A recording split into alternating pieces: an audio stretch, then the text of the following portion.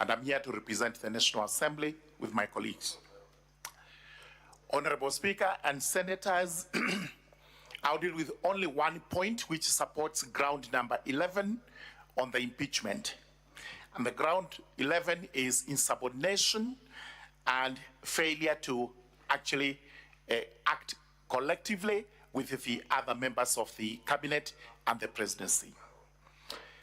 There was an argument that was raised that some of the alleged misconduct on the part of the deputy president were actually committed when he was not the deputy president and therefore do not apply to the proceedings before this House.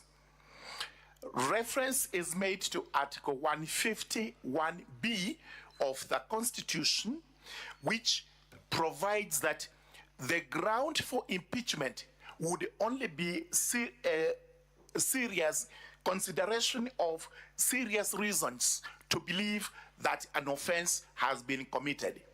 There is no time limit that is set, because once there are reasons to believe that an offense has been committed, then that stretches back to whatever time that offense would have been committed.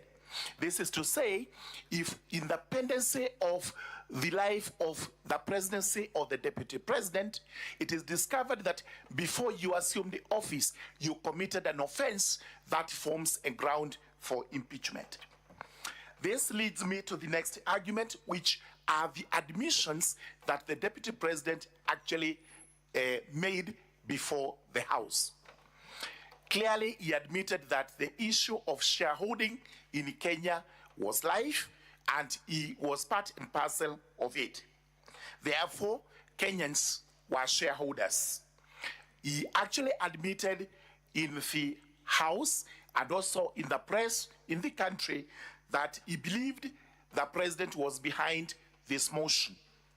He also admitted that he had actually gone against the principle of collective responsibility on the basis that the cabinet had made unconstitutional decisions, which decisions he had to disobey.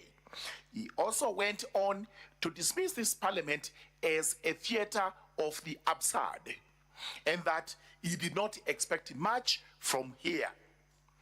The question is this, and that, honorable senators, you have to grapple with. If the deputy president was actually to be saved by this House, with whom would he work? He would not work with the Kenyans whom he has antagonized with his shareholding notion that he has spread across the country. Number two, he would have difficulty serving with his boss, whom he has accused of being behind this motion. He would not actually work with the cabinet, where he is responsible for everything that is done in the cabinet and the sub-cabinet committees brought together by the principle of collective responsibility. He would not be able to work with this parliament, which he has called a theater of the absurd. With whom would he work? This is the question you have to ask yourselves. What we have before us today is like a marriage, and I have to draw that analogy because actually the position occupied by the subject of the discussion and the motion, the Honorable Rigathi Gachagua, is now untenable. He cannot hold that position because his position is irretrievable. He cannot work with any of the organs and bodies he's supposed to work with. Therefore, the position being irretrievable, then it means actually he has to be impeached.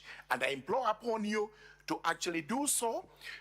Where a marriage is irretrievably broken, you cannot apply any law. The marriage is gone.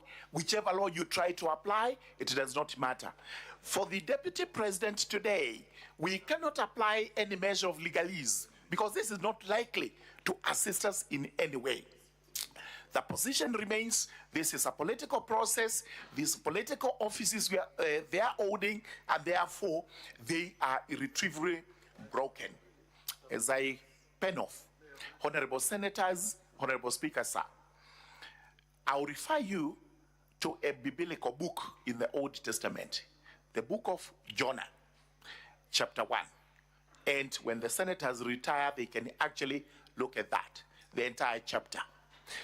What happened here when Jonah disobeyed the command from his superior, and that was the deity? He actually had to flee. And when he fled, he took a ship to a different city, not where he had been commanded to go. What remained was, on the journey, the waters were faced with tempest, and eventually the tempest had to be calmed by tossing Jonah out of the ship. The ship here is actually the presidency. The ocean is actually Kenya. Jonah is the insubordinate deputy president who actually cannot work with the entire government and the country, and whose position today, as he holds, is untenable. With those remarks, I urge you, honorable senators, to actually uphold this motion, and to the best of my belief and conviction, not only ground 11, which I have submitted, the rest of the grounds have been approved. Thank you very much. 2 minutes to Honorable Zamzam, who is also going to make a statement and a submission. Thank you very much.